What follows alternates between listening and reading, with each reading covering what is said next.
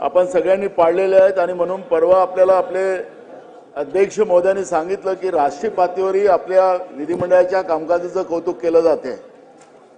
आपल्या राज्याच्या एका मंत्री महोदयांचा राजीनामा झालेला आहे असं आम्ही ऐकतोय अध्यक्ष महाराज, पण अजूनपर्यंत सभागृहामध्ये आम्हाला सरकारच्या वतीनं या पद्धतीचं कुठलंही अवगत केलं गेलेलं नाही।